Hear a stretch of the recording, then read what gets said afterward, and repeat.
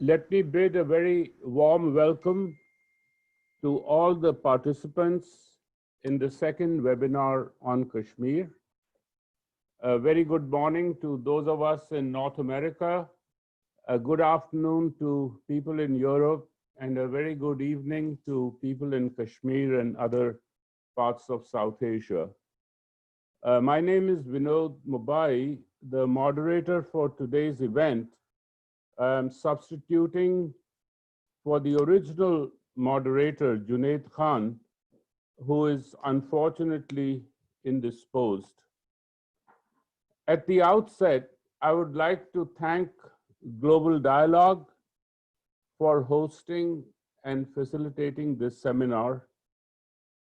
The proceedings will be simultaneously translated into French. So I would also like to thank Isabel, our translator, for undertaking this arduous job. Logistics, we will have a brief 10-minute break between the end of the panel presentations and the start of the discussion or Q&A session to allow our translator to catch a little break. Our event follows the first Kashmir seminar last Sunday, August 23rd, that was addressed by a distinguished panel of scholars and brought out the dire situation in what was the former state of Jammu and Kashmir, whose constitutional status was abruptly terminated by the Indian government on August 5th of last year without any consultation with the people of the state or their political representatives. Many of them were thrown into jail after this date. Since then, the people of the area have been subjected to an even more intense repression than what has been their fate for several decades since the late 1980s. This webinar is designed to further explore the various dimensions of that repression and rule. The continued presence of almost 1 million Indian military and paramilitary troops that has turned the fabled paradise of the Kashmir Valley into a vast open-air prison for its more than 7 million inhabitants. In addition to the abysmal conditions of the civil and human rights of the people, there is another dimension of the situation that will also be addressed in the webinar. This refers to the recent clashes between India and China along their undefined border in eastern Ladakh. This continuing conflict over the last 2 months or so has brought the region into international focus once again after the Indian government's unilateral actions last year. Also, in the longer term, there is another crucial issue concerning the environmental fragility of the region that potentially impacts the lives of millions in South Asia who depend on the rivers that originate or pass through the region. This latter issue was mentioned in the first webinar, so we may only touch on it very briefly here.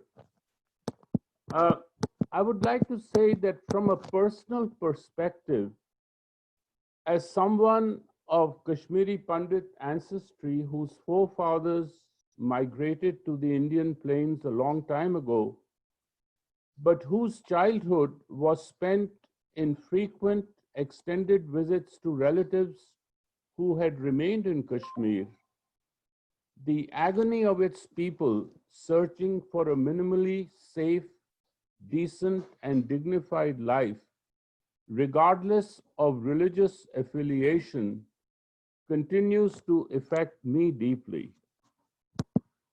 We have three exceptionally qualified panelists who have spent a considerable portion of their lives in researching the history and politics of Kashmir. Our first panelist is Dr. Angana Chatterjee. She is co-chair of the Political Conflict, Gender and People's Rights Initiative, Center for Race and Gender, University of California, Berkeley. A cultural anthropologist, she focuses her work on issues of political conflict, majoritarian nationalism, religion in the public sphere, and reparatory justice and cultural survival. In Kashmir, Dr. Chatterjee co-founded the International People's Tribunal on Human Rights and Justice in 2008. Her collaborative work with the Jammu Kashmir Coalition of Civil Society uncovered unknown and mass graves in Kashmir containing almost 3,000 bodies. Her publications include Majoritarian State, How Hindu Nationalism is Changing India, published in 2019, co-edited, Conflicted Democracies and Gendered Violence, The Right to Heal, published 2016, Kashmir, The Case for Freedom, and the report Buried Evidence, Unknown, Unmarked, and Mass Graves in Kashmir, published 2009. In October 2019, she testified at the US House of Representatives Committee on Foreign Affairs hearing that was focused on Kashmir. Our second panelist is Professor Siddiq Wahid, at present Professor of Central Eurasian and Tibetan History. His current research interest is the relationship between Central Eurasia and South Asia, with a focus on the Himalayan seam that filters and binds the historical, cultural, and political relationships along this multiple and complex borderland. Previously, he has been a senior visiting fellow at the Center for Policy Research, New Delhi, a fellow at the Institute of Chinese Studies, Delhi, director of the UNESCO Institute of Kashmir Studies at the University of Kashmir, a university vice chancellor. He received his PhD and master's from Harvard University. Professor Wahid has published widely in his fields of study. He hails from Ladakh and lives in Kashmir, where he has been an activist on Kashmir and Tibet for 25 years. Our third panelist is Tapan Kumar Bose, who is a writer and a documentary filmmaker. He is the co-founder of Pakistan India People's Forum for Peace and Democracy in 1994, the Other Media founder-president of Mahanirvan Calcutta Research Group, and founder-trustee of South Asia Human Rights Documentation Center. He is an active member of Citizens Initiative on Kashmir since 1990. His award-winning documentaries on human rights and democratic issues include An Indian Story on the Blinding of Under-Trial Prisoners in Bihar, The Nexus Between Landlord, Police, and Politicians, on the Bhopal gas tragedy, and his films Behind the Barricades, Punjab, as with earlier cited films, was banned and after a long legal struggle shown. His latest film is The Expendable People, 2016, a passionate appeal for justice for the tribal peoples of India. Until recently, he was Secretary General of South Asia Forum for Human Rights based in Kathmandu and Hong Kong. He built this into a unique public forum in South Asia for regional dialogues, advocacy campaigns, and teaching and research. He has authored several books, States Against Their People, States, Citizens, and Outsiders, and a 5-volume series on human rights and audit of peace process in South Asia. He has co-authored Blood Censored When Kashmiris Became the Enemy and is a regular contributor to journals and news magazines in Bangladesh, India, Nepal, and Pakistan. We now begin our panelists, and our first presentation is by Dr. Angana Chatterjee. Angana. Thank you so much, Vinod. I am privileged to participate in this conversation following the powerful panel last week and with friends here today. I want to speak briefly to various aspects of events and the situation in Kashmir. And please pardon me if I cannot go into detail because of constraints of time. Kashmiris live in a context akin to collective internment. The conditions of life are in a state of emergency. It is a place of no rights, bound in a chokehold by concertina wire, asphyxiating amid an unending lockdown. Every neighborhood is impaired and each life is impacted.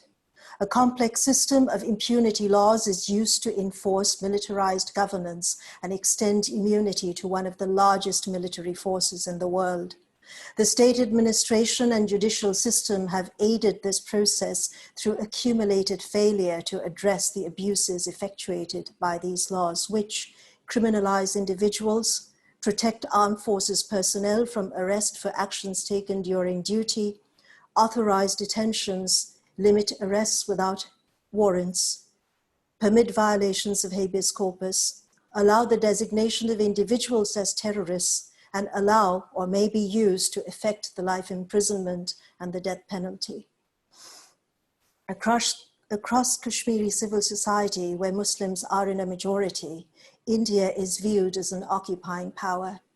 Unrelenting militaristic and legal hostility to social dissent targets Kashmiri civilians and their allies. The alignment of national security with aggressive majoritarianism in India prohibits reflection on why Kashmiris resist. Such reflection is represented as seditious. Today, I will underscore certain aspects since 1990. Kashmir has been witness since 1990 to mass atrocities. India's state forces have repeatedly carried out extrajudicial executions targeting and killing Kashmiri civilians, predominantly men, for unproven offenses. Extraordinary human rights crimes include enforced disappearances, gendered and sexualized violence, displacement, torture, the death penalty, and the burial of civilians in unknown, unmarked, and mass graves. More than 8,000 have been involuntarily disappeared. Non-governmental sources estimate that between 70,000 and 90,000 people have died. The unknown and unmarked graves are a vital component of the historiographic record in Kashmir. They hold indispensable knowledge of the deliberate and methodical destruction. In December 2009, the International People's Tribunal on Human Rights and Justice in Kashmir, which I was privileged to co-convene with Pervez Imroz, released the report Buried Evidence, documenting 2,700 unknown graves containing more than 2,943 bodies. The graves are material repositories of culture, kin, and community that have been destroyed. The bodies within bear evidence to massified death. The narrative of a mother, as told by her family who I met, who sleepwalks to the unmarked grave of her son, chronicles her attempts to resuscitate his body. The graves attest to what is lost and what is wrong. Counter-memory is resistance. Atta Muhammad, gravedigger and caretaker of unknown graves at Chehal Bemyar in Baramulla district, passed away in 2016. When we last met in 2011, he said, Living here is entwined with death. The young men in the graves, they knew death even before it took them. Survival in Kashmir means learning to live with death.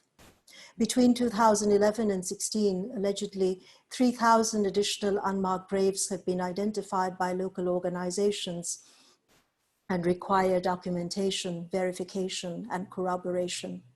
It is dangerous to speak of the graves or to seek justice. They permit the space of bare life, wherein a life outside the ambit of these graves becomes impossible. Line in the sand. The social and political breakage of Kashmir today has its genesis in history. The unchecked spread of majoritarianism in India through the decades, during which Hindu nationalists were not in elected office, created political and legal contexts whereby the dismantling of Kashmir can now occupy center stage in government. Following the non-consensual induction of Kashmir into India, the Indian Constitution, adopted in 1949, extended special status to Jammu and Kashmir through Article 370. Article 370 underscored Jammu and Kashmir's autonomy, excluding certain specific powers apportioned to the Indian government as defined in the Instrument of Accession. Fundamental to this was the imperative that neither India nor Jammu and Kashmir may alter independently or discontinue Article 370, evidencing chronic circumvention of the rule of law in Kashmir. Shortly after the assumption of the constitution, India's government began to unilaterally modify the principles of 370, expanding the mandate of most Indian laws and institutions to Jammu and Kashmir, extending the will of the Indian Republic to subsume Kashmir's self-governance. Alongside, the Indian state renounced its commitment to establishing a plebiscite, despite promising to do so in domestic and international contexts in the late 1940s and 1950s. Two United Nations Security Council resolutions conveyed the same requirement of India and Pakistan. Kashmiris commenced an armed insurgency in 1989. During this period, local and cross-border militancy received support from Pakistan. A large number of minority Hindu pundits were displaced. By the state's own records, armed militancy linked to foreign groups reportedly abated by 2004 and 6 as a local and non-violent movement ensued. The Hindu rights election in 2014 and re-election last year has profoundly impacted Kashmir. Casteist, racist, and heteronormative, the government led by Narendra Modi incorporates populism, nationalism, authoritarianism, and majoritarianism. Hindu nationalists have weaponized religion to incite the Hindu majority. Kashmiri Muslims and their allies have been repeatedly depicted as enemies of India and as potential agents of terror. Local social movements in Kashmir are routinely met with extreme repression from Indian forces. Between mid-2016 and 18, 1,253 persons were blinded by metal pellets used by state forces. Kashmir's population lives with recurrent psychosocial trauma and a high rate of suicidal behaviors. Individual and collective mourning is truncated, forcing loss and trauma to be internalized. On August 5th, 2019, Kashmir's autonomy was countermanded by the Indian government as it unilaterally nullified Article 370 and revoked Article 35A, bringing Jammu and Kashmir under the direct rule of the central government and normalizing exogenous dominion over Kashmir. Affixed to the Constitution of India under 370, 35A, the Permanent Residence Law, defined Kashmiri rights to land critical to the locally organized struggle for self-determination. It prohibited those from outside Jammu and Kashmir from purchasing land and establishing permanent residency. Article 35A ensured access to and control over land, fundamental to preserving a people's cultural identity, economic sanctity, and political standing. Implemented without the consent of the governed, the invalidation of 370 destroyed the very constitutional safeguard that would make nullification of 370 against the law, contra legem. It made the subsequent actions of the Indian state possible and sought to place such actions outside the bounds of the law. Following August 5, Kashmir witnessed the reported torture of children, the elderly and women, sexualized violence, illegal and mass detentions, house arrests of political leaders, curtailment of freedom of speech, movement and dissent, falsification of social facts by the state, and closure of sacred places. People were afraid to broach the courts lest the extra-legal detention be converted into a formal one. The impact on Kashmir's political economy has been devastating. Between August and December last year, 32 civilians were reportedly killed. In October 2019, the State Human Rights Commission was terminated. By March 2020, with the advent of COVID-19, Indian state forces, repeatedly identified by Kashmiris as perpetrators of abuse against civilians, were given extended responsibilities during the health emergency, expanding their reach over civilian life. Internet services remained restricted and civilians were reportedly denied access to information and from non-state regulated sources. Persons detained, including warrantlessly, were not released. Journalists continued to be denied access and targeted. Health services, already strained, reached a breaking point. Between January and June this year, 32 civilians were reportedly killed.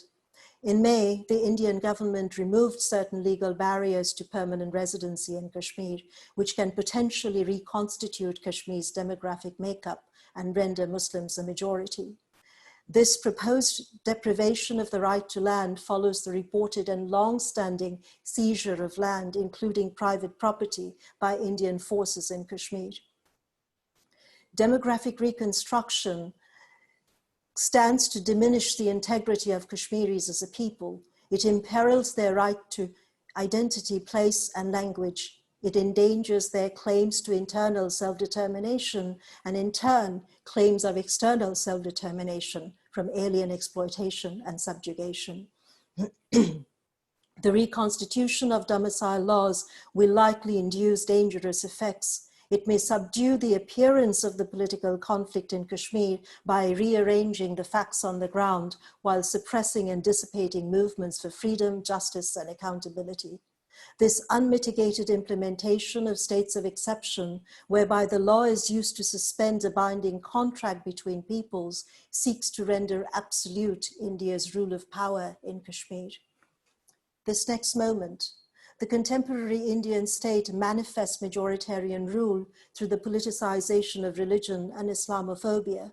Kashmiris are apprehensive that the events of the past year could compel another armed uprising in an already volatile region. They fear genocidal intent on the part of the state in cultural and perhaps physical form. Toxic histories born of feudal, colonial, and neo-imperial intersectionalities shape present-day Kashmir. Through the protracted conflict, the experience of massified violence, securitization, mass atrocities, and social and actual death have scarred individual and collective life across generations. The 4 phases of Indian rule in Kashmir have progressively heightened the precarity of life. These conditions render a life of rights impossible. The deployment of brutality and the evisceration of entitlements threaten the erasure of a people. Thank you. Thank you very much, Angana. Our next speaker is Siddiq, Professor Siddiq Wahid. And I would just like to briefly remind our next 2 panelists to speak a little bit slower, just to give our translator a chance to do her job. Thank you very much. Siddiq, you have to unmute yourself. Please unmute. I got it. Okay, sorry. Thank you, Vinod, for that introduction, and thank you for inviting me to speak today. My thanks is not perfunctory, but rather very conscious, because for 2 reasons. 1, it's an international audience, and 2, because you're hearing Kashmiri voices as well. This is, odd as it may seem, somewhat unique. because so far it has been mostly a bilateral dispute with India and Pakistan playing the key roles, and with us in the state of Jammu and Kashmir having no voice whatsoever. So by the time this webinar is over, I hope you'll get a sense for two things. One, why a multilateral approach with us at the table to the resolution of the Jammu and Kashmir dispute is important. And two, why I'm grateful to Global Dialogue for Systemic Change as an apt platform for us, because we do advocate systemic change in the world's state-to-state relations, and where I think we can find space.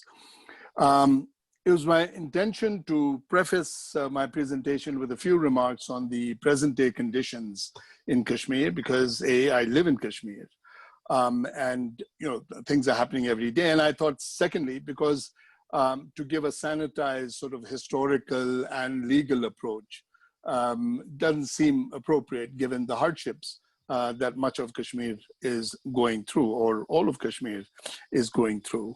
And another reason I didn't worry too much is because my colleagues on the panel, Angana and Tapan, are going to delve into that in some detail. However, I'd be happy to respond to it during the Q&A session. So let me now plunge into the task of trying to address three things, namely, how is the dispute over J&K state an interstate one or international one? And how is China involved in the dispute, an important factor? Two, why should the dispute concern the global community? And number three, why are some of the systemic changes needed in international, why are some systemic changes needed in the international relations or interstate relations worldwide?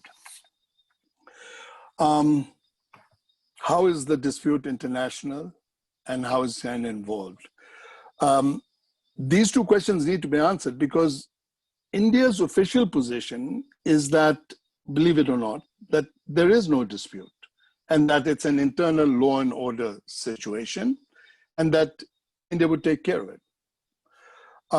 Pakistan, of course, argues for a dispute status for the problem, but often assumes that they're the sole alternative to Kashmir being in India, which is sort of a very far away question. And number two is not necessarily, should not be taken for granted.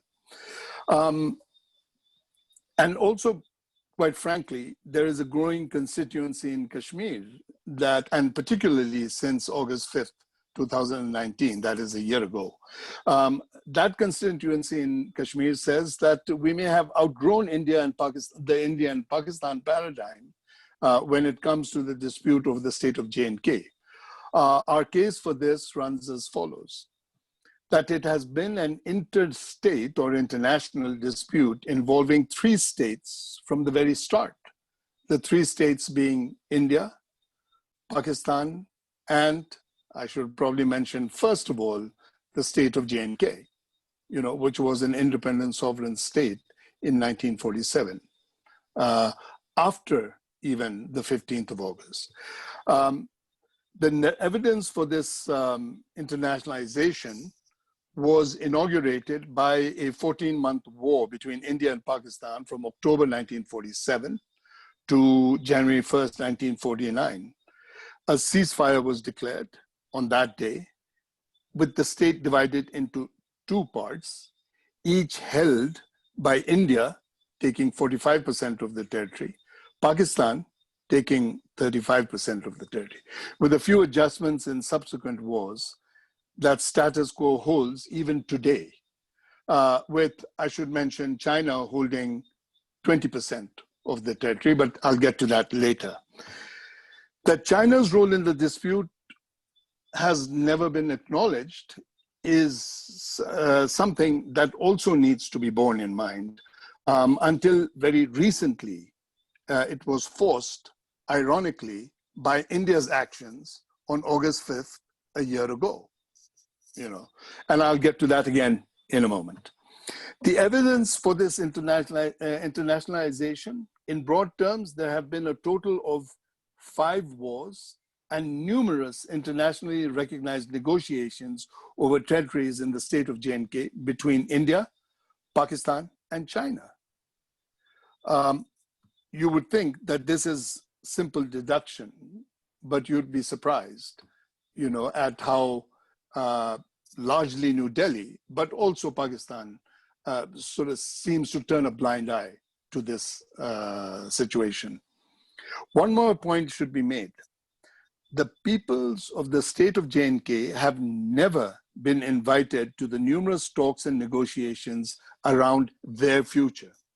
Indeed, it would not be inaccurate to say that in this development, New Delhi and Islamabad, either wittingly or unwittingly, have colluded to make the dispute a bilateral one or exclude us, the peoples of J&K state, from it. And I can address this, if there is time, during the Q&A session, because that's a rather sort of longish diversion. It might take a little bit of time. Now, as far as the India and Pakistan involvement in the Kashmir dispute, it's fairly well known, and in fact, it's overplayed. And we've spoken some about how India and Pakistan are involved in Kashmir in different ways. But it has not been acknowledged, and the world has managed to evade how China is involved in the dispute.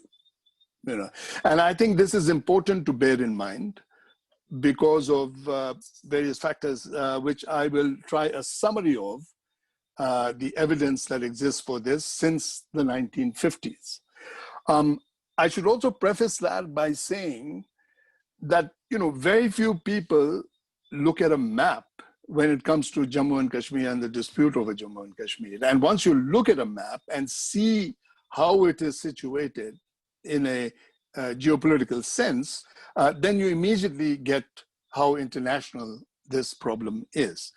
But let me get to the various sort of pieces of evidence, shall we say, about how China got involved. In the 1950s, which is soon after China, of course, became the People's Republic of China, as in Communist China, the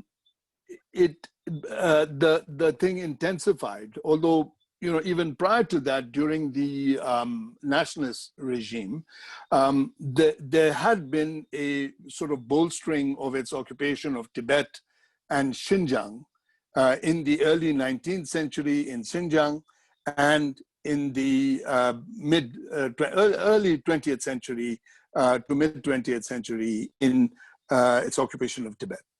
And towards this, in the late 50s, China built a road through the territory of the J&K state. In 1962, because of this road, there was a war between India and China which was a battle fought over something called the Aksai Chin, which is a chunk of territory, again, 20% of the state of J&K, a road which China has built through and occupied and still continues to occupy. In 1963, a portion of the territory of the state of J&K was ceded to China by Pakistan, and prominently mentioning that the territory's possession was to be redefined once the dispute over the state in its entirety was resolved. Siddiq, could you go in 2010? A little bit slower. Sorry to interrupt. Okay. Thank you. All right. In 2010, which is the last 10 years, China, to once again protect its interests in Xinjiang and Tibet, has initiated several developmental programs in the J&K state. On the Pakistan-administered side of the J&K state, including land and maritime projects tied to its well-known Belt and Road Initiative, and of course also the Silk Maritime Route. Now we come to a year ago, on August 5th, the government of India unilaterally derogated Article 370 of its own constitution, abrogated Article 35A, and dismantled the state of J&K. The very next day, China, on August 6th, China registered its first and very strong protest. In November, the government of India of 2019, the government of India published maps that showed Aksai Chin, disputed but currently occupied by China, as part of India. And several prominent BJP politicians began to make statements about taking back Gilgit and Baltistan on the other side of the line of control, that is on the Pakistan sort of administered side of the line of control. So, you have that development. As late as, or as late as 2 months ago or 3 months ago, May to June, essentially, May, June, and a little bit of July, China made several aggressive moves against India along the line of actual control, which is in the territory of the state of J&K. And there are several clashes occurred with deaths of several soldiers on both sides, China and India. And the military buildup continues to sort of happen even today, as we speak. So we have a situation, need I say, that is somewhat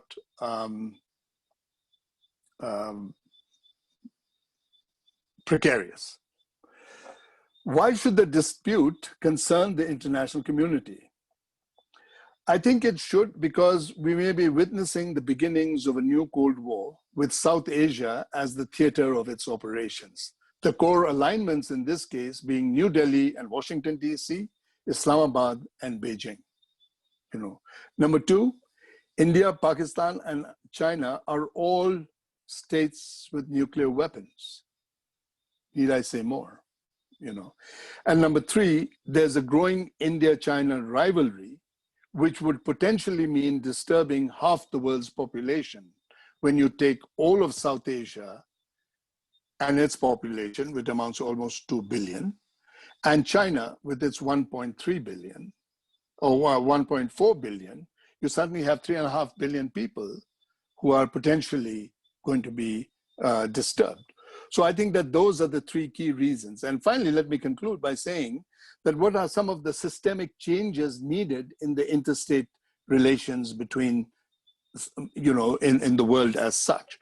And that is, first of all, a return to people's sovereignty, which is why we begin with we the people in all Republican governments. A return to people's sovereignty rather than state sovereignty, which everybody, including Trump in the United States and China, of course, and India over here, and many other much smaller countries, seem to be stressing these days. And I think that that is one systemic change that is needed with Kashmir as a very important symbol or reason as to why that should happen. Two, in practical terms, there needs to be a recognition of the fact that the peoples of the world have become educated and discerning about the what has been called the organized hypocrisy of the Westphalian state system. So I think that after 300 years needs to undergo some changes, and that's the thing. And finally, that there must be some sort of an acknowledgement, and I hold no brief for China because one side of my family comes from central Tibet in Lhasa, so I hold no brief for China. But I think that there is a need for China, to be taken seriously in the current world system and not be denied the sort of position that it is holding de facto today in terms of the balance of powers in the world, and that the rhetorical sort of downgrading of China is not helping. I think that we need to engage, because I think a lot is at stake for the free world unless China itself also starts to reform just as much as India. And with that, I conclude. Thank you. I may have gone slightly over time. Yeah, thank you very much, Siddiq, for your cogent presentation and for laying out the international dimensions of the dispute that we'll discuss for. Tapan, you are on next.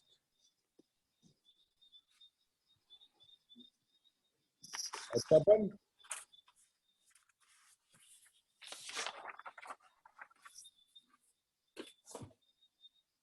Tapan, please unmute yourself. Okay, can you hear me now? Yes, please go ahead.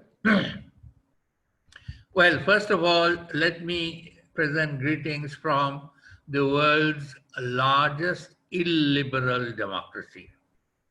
We are living under a very, very nationalist and a virtual fascist regime. Well, what's been happening in Kashmir, as both Angana and Siddiq have laid out before us, but it should be seen, actually, in my opinion, as a continuation of the policies of all the government that has been in power in India since independence. India's human rights abuses now have reached new heights of brutality, impunity, and shame. The 2018 and 2019 UN reports on Kashmir provided a window to the world about the scale of India's human rights violations, aided and abated by hundreds of thousands of occupation forces and draconian laws. The UN special rapporteurs have expressed serious concern over human rights situation in India-administered Kashmir. In its third communication to India, since it imposed the lockdown in Kashmir after August 4, 1919, the UN special rapporteurs expressed serious concerns over the human rights conditions in the region. The United Nations demanded that India should conduct an unbiased probe into the atrocities committed against Kashmiris. The Armed Forces Special Powers Act, which we call AFSPA, is the source of death and destruction in Kashmir since 1990. It was promulgated by then Governor of Kashmir, Mr. Jagmohan, along with other ordinances that implemented Disturbed Areas Act. This law has remained in force in Jammu and Kashmir since 1990. In fact, it is the source of almost every form of abuse of human rights in Kashmir. There are custodial deaths, torture, enforced disappearances, and sexual violence, and hundreds of cases have already been, and all these have been documented. While the government claims that about only 50,000 or so people were killed in Kashmir in the past 3 decades, national and international human rights groups, and some of which with which I have been associated myself, our estimates are that more than 100,000 persons have been killed in Kashmir. However, to hide the truth, the government has directed the police in Jammu and Kashmir not to file first information reports, which is called FIR in India, against security forces or record even accusations of misconduct by security forces in their daily logs. In other words, the government has told the police in J&K, don't take any complaints, don't create any record. The United Nations has repeatedly asked India to repeal the Armed Forces Special Powers Act, saying that it had no role to play in a democracy. This law, in effect, allows the state to override all rights as it suspends the right to life.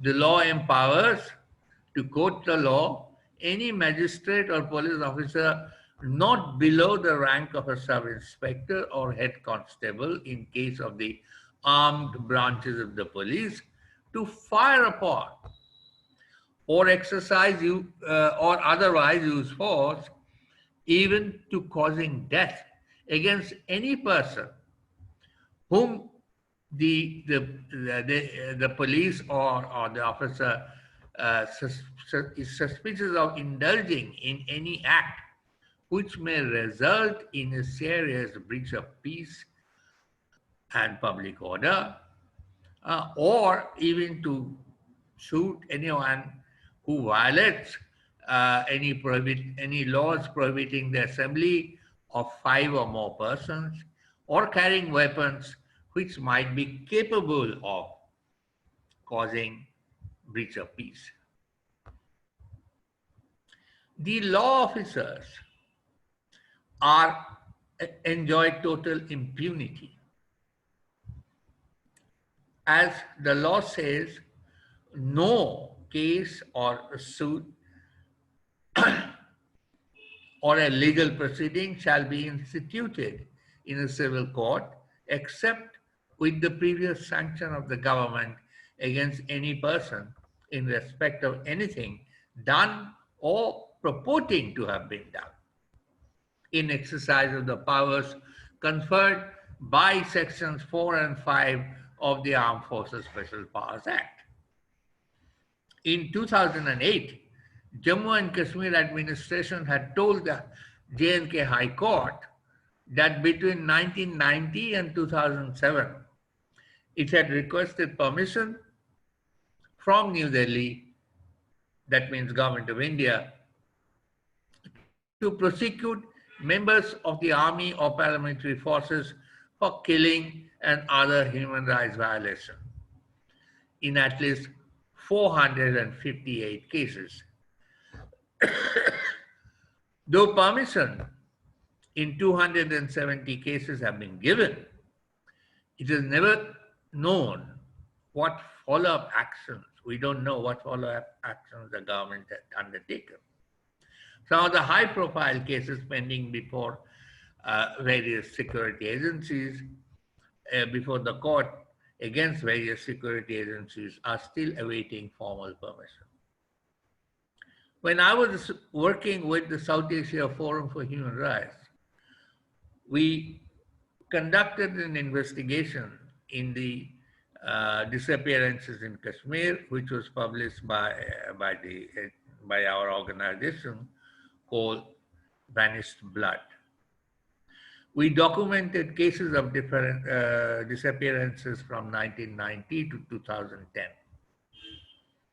And we found in 98% cases, the court's attempt to find even what happened was completely frustrated by the security agencies. And in fact, not a single member of the army or the paramilitary forces of the government of India were ever prosecuted in any civil court. The Article 370 of the Indian Constitution, which Angana has already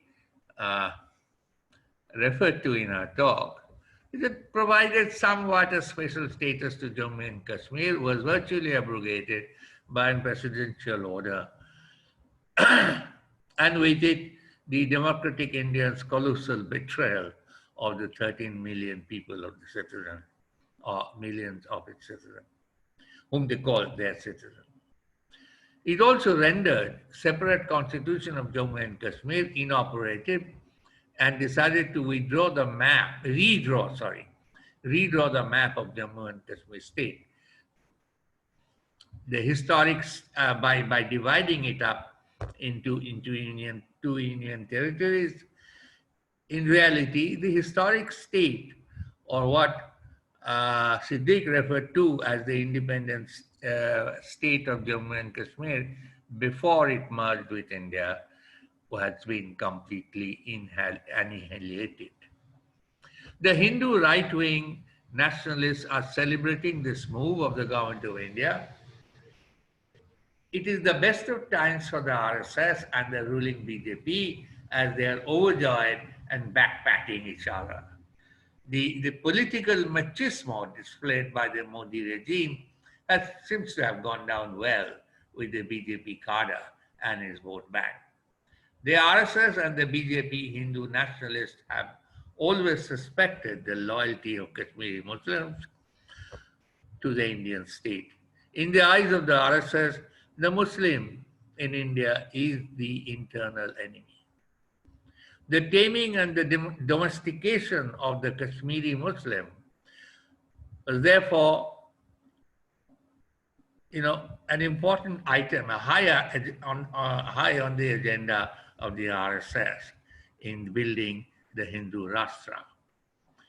To retain control over Kashmir, the Indian state has saturated the valley with various types of armed forces, from regular army, paramilitary forces like the Border Security Force, the Indo-Tibetan Armed Forces, the police, the Central Reserve Police Force. Kashmir is perhaps the most militarized place in the world today, with more than 500,000 of the armed troops of the Indian state already present there since almost 3 decades. The government of India has given the army a free hand to deal with the situation in Kashmir. The Modi government believes there is no other way to deal with the terrorists. Freed from political oversight, the army today has been going for the kill. The approach is more aggressive and while engaging with insurgents. They believe that the insurgents have to be gunned down, and there are no two ways about it. The lockdown that was imposed in Jammu and Kashmir on August 4 has been continuing in different forms for the last 1 year. This period is marked by unabated military siege, in communication blockade, extrajudicial killings, in fake encounters, and the so-called cordon and search operations, collective punishment for the entire communities and the neighborhood, which may be described as crimes against humanity. It is now the longest internet shutdown ever imposed in any democratic country. In fact, India has intensified its repression in Kashmir, taking advantage of the world's preoccupation with COVID-19 pandemic. India has undertaken steps to engineer demographic change in Jammu and Kashmir with the objective of converting Kashmir's Muslim majority into a minority. For more than 3 decades, Kashmiri Muslims have been targeted as separatists, insurgents, terrorists, and criminals in the political discourse of India, which has legitimized their systematic persecution. Hate speech against Kashmiri Muslims in the garb of concern for national security by political leaders has become standard in Indian society. The long history of Kashmiri people's struggles for self-determination since the 1920s and the fact that it can remain mostly non-violent till the armed resistance movement began in the late 1980s has been completely ignored and obliterated from public memory. Whether it was under the Dogra rulers or under the government of independent India, the response to Kashmiri people's struggle for self-determination has always been violent. India portrays the Kashmiri struggle for self-determination as a fanatical Islamic project, a jihad against India, an image that helps project the Kashmiris as Islamic terrorists. Kashmiris are the indigenous people, and they're the inhabitants of the region. They've been living under colonial occupation, and they have been fighting for their right to self-determination for a long time. Their homeland has been cut up, as Siddiq has pointed out, in 2 minutes more. by three governments, and India, China, and Pakistan. The Kashmiris are now being targeted for a demographic transformation. Their homeland, as we know, they have changed the domicile law, and they have started what they call fast track, giving out certificates for domicile to people whom under the new law have become eligible. I believe nearly 50,000 such certificates have been issued, and the time frame has also been reduced. So before we know, maybe a few 100,000 people will be already, being given residence certificate or domicile certificate by the government in power today. In other words, what I would like to say is that the outsider groups, mainly Hindu nationalists and members of the Indian National Forces, India's military, will soon become perhaps a substantial number of residents of Jammu and Kashmir. This brings me to in the conclusion, what I want to say is that there's been a reluctance to use the term genocide to describe the events in Jammu and Kashmir. The reluctance is based on arguments that legal definition of genocide perhaps does not fit the situation in Kashmir. However, many Kashmiris and even non-Kashmiri human rights defenders, social activists, and few academics feel that, like Pakistan, Palestine, and the Rohingyas, Kashmiris are victims of a slow burning genocide. Some Kashmiris compare their situation with that of the Bosnian Muslims, particularly with Srebrenica genocide, where about 25 years ago, where about 8,000 Bosnian Muslims were killed. Just to conclude, I would just quote from one of the slogans that was very popular in Kashmir until recently, when people could still come out. I'm quite sure they're saying it even today. It goes like this: "Jis Kashmir ko khoon se sincha, wo Kashmir hamara hai." It means the Kashmir that has been drenched in the blood of ours, it belongs to Kashmiris. Thank you. Thank you very much, Tapan, for bringing out still another dimension of this whole situation at present. Now we will have approximately 8 to 10 minute break to allow our translator to catch her breath. She's been translating for almost 45 to 50 minutes now. So it's now 12 exactly. So let's get back at no later than 12:10 to spend the next 25 minutes or so for the question and answer and the discussion session. Thank you very much, and see you. Please stay, but get back in about 10 minutes. And meantime, you can always send your questions through the chat, and I will summarize many of them, and then if you want to direct them to a particular panelist, please indicate that, and we'll start the session again in roughly 8 to 9 minutes from now. Thank you. We've had our 10-minute break, so we have 2 questions at the time, and one of them is to Angana, the other is to any panelist who would like to respond. So I will go first with the one for Angana, which the question is, what is the way forward for Kashmiris at this time? Angana, please unmute yourself. Hi, can you hear me? Sorry. Yeah. Thank you.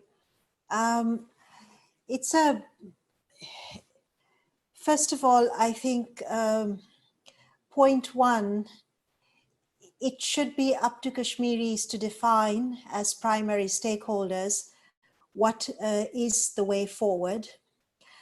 I think Kashmiris need, as an ally, I would say that Kashmiris must be recognized as principal stakeholders in all matters pertaining to Kashmir's present and future, and in the interpretation of its history. I think there should be a few parameters set, and it will require international mediation because of the climate of no trust and the imbalance of power between India and Kashmir. It will require mediation to have an agreement in which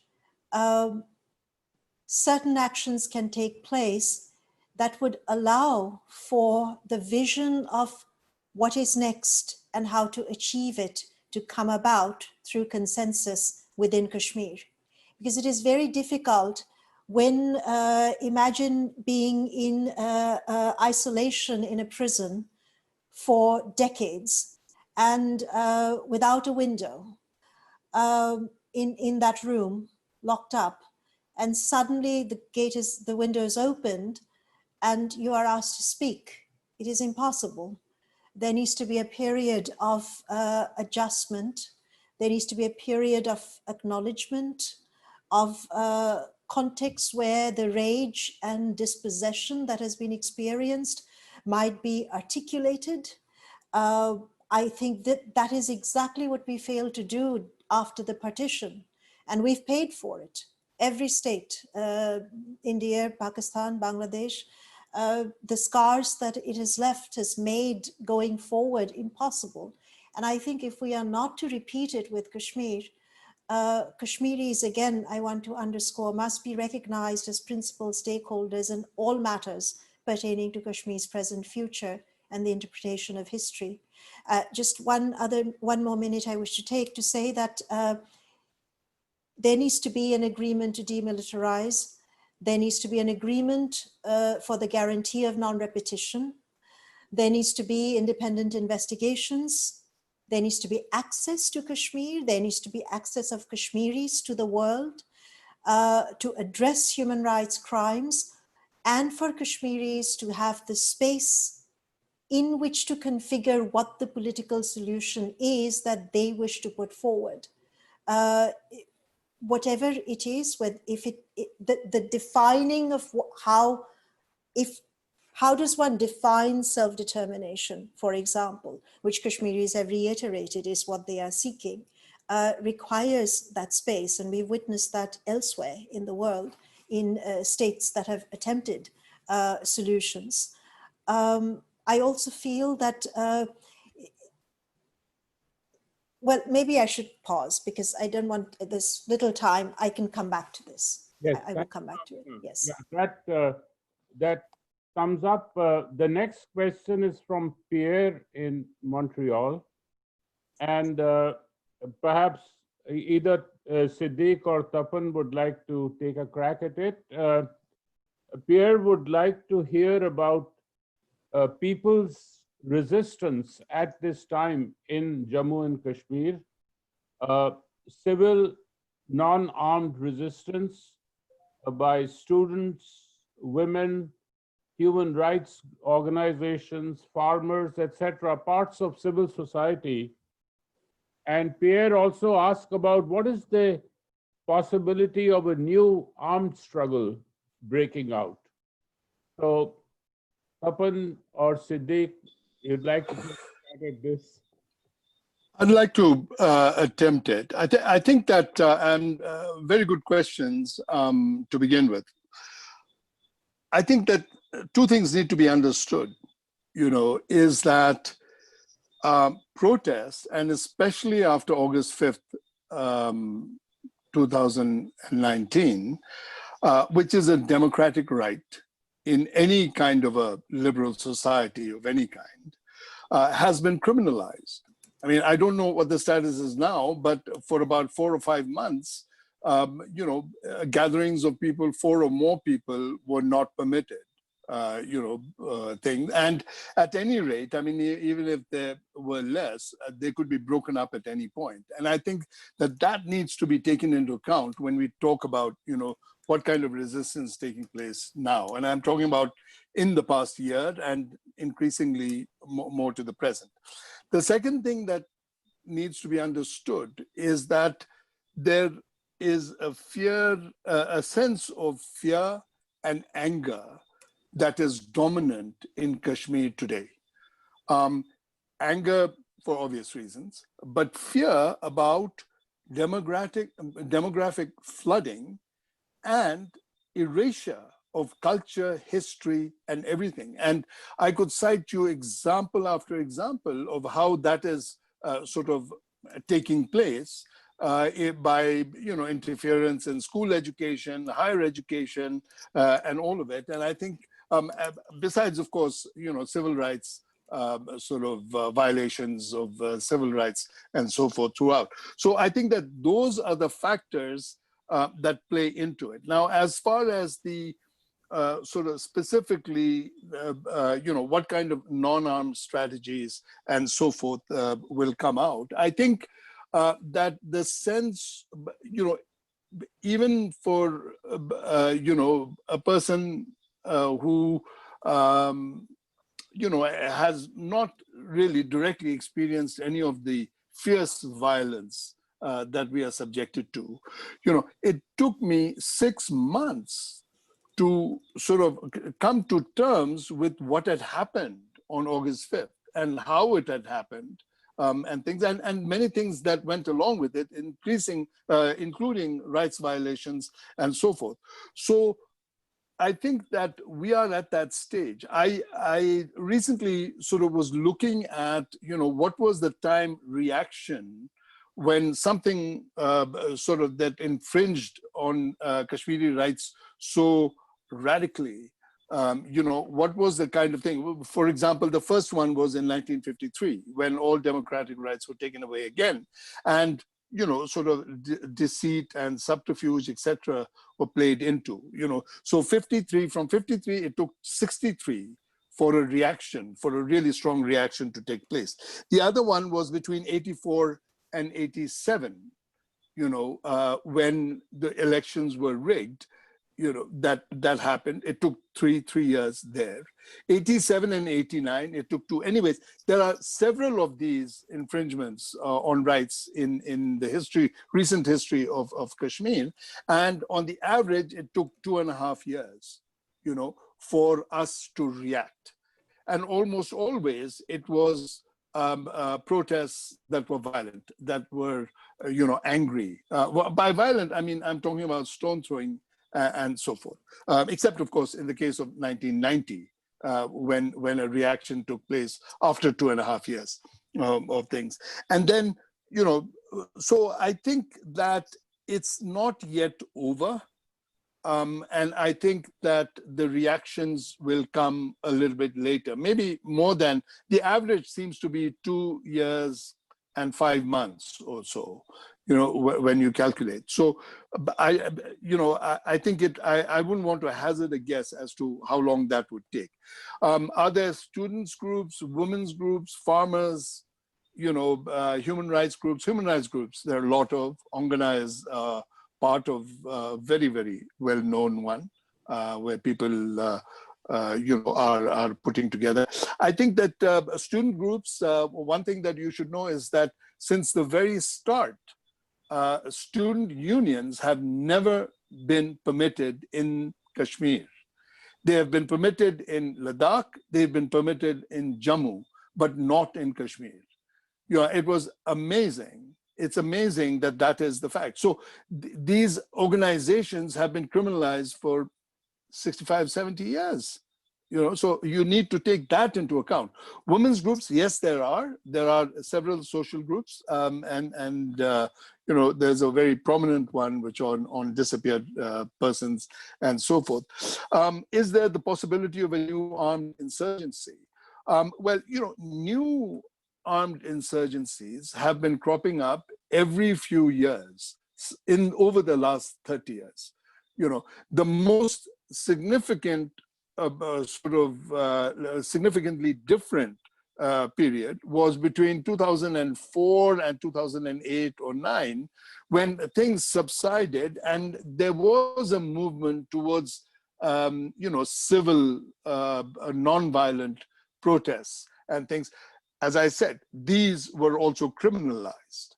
You know, and so since 2013, they've been picking up again. So you have that situation coming out. Is there a possibility of it? Yes, there is. When you push a people back against the wall, you know, what is the reaction going to be? You know, and things. And finally, the impact of armed insurgency, you know, of a new armed insurgency that would take place. You know, I mean, I think that, again, to hazard what that would be like, I don't even want to think about, contemplate it.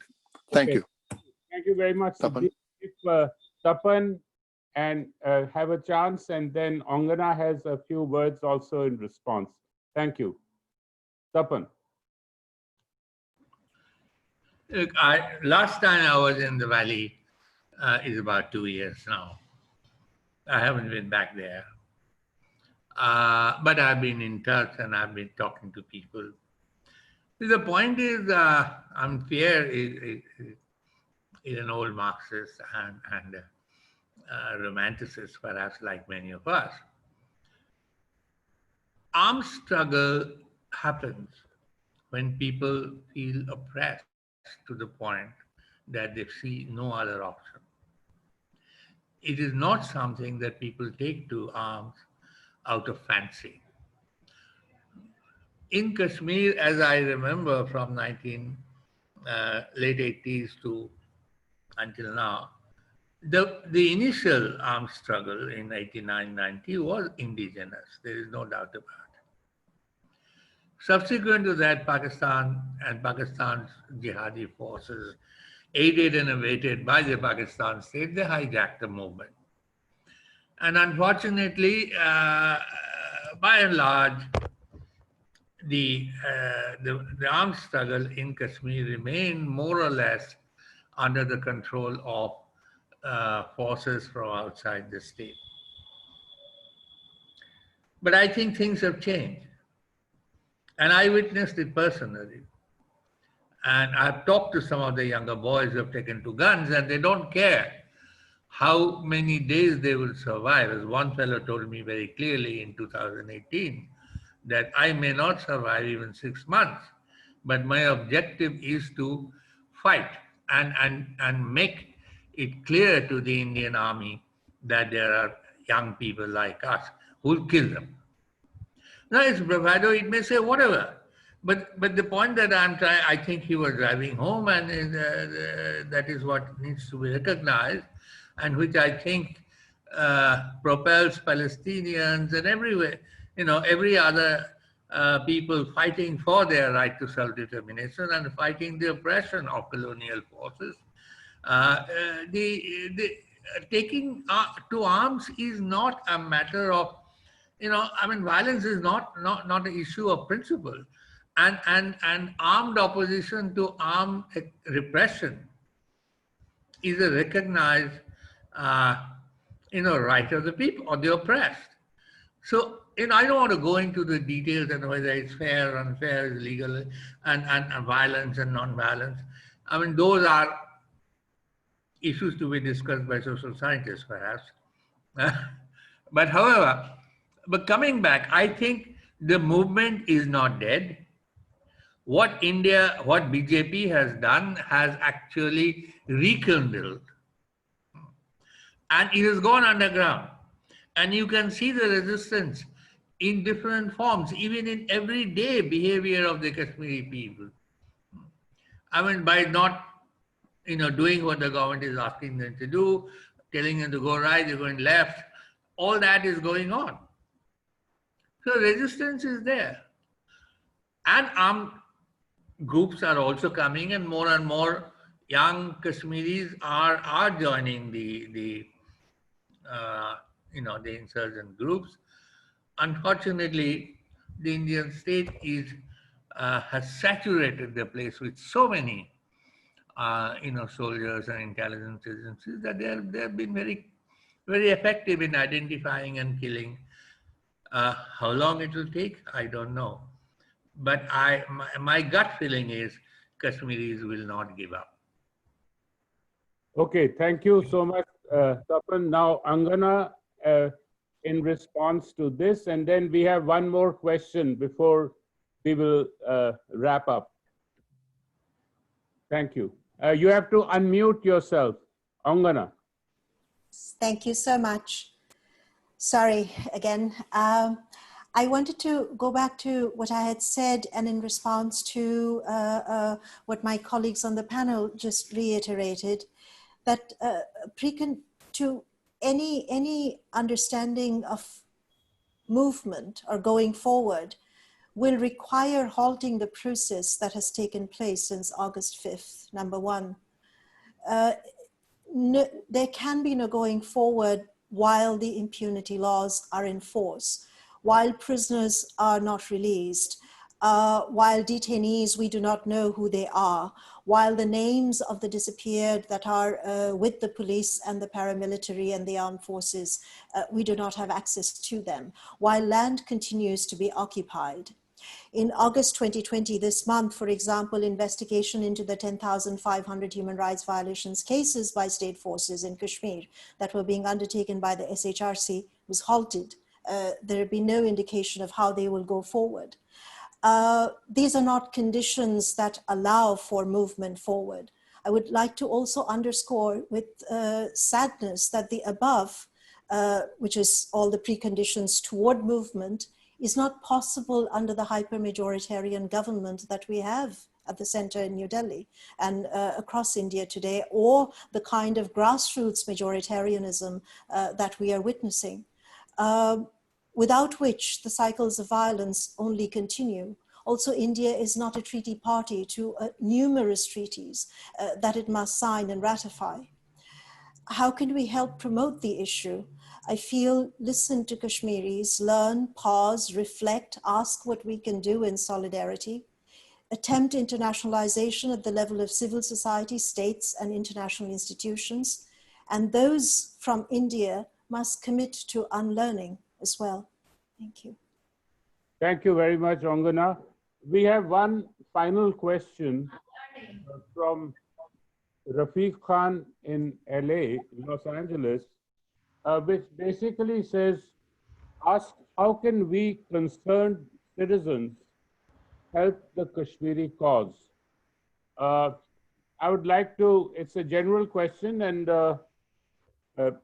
people here, I think in general, it's good to keep abreast of it, and this webinar by Global Dialogue is an attempt to actually bring forward concerned citizens who understand the issues, who understand to understand the problems, and then whatever comes further from there.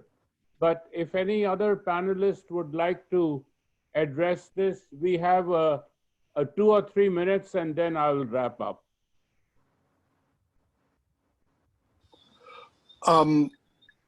Is it all right? Should I sort of try and answer? Go ahead. Thank you for that question.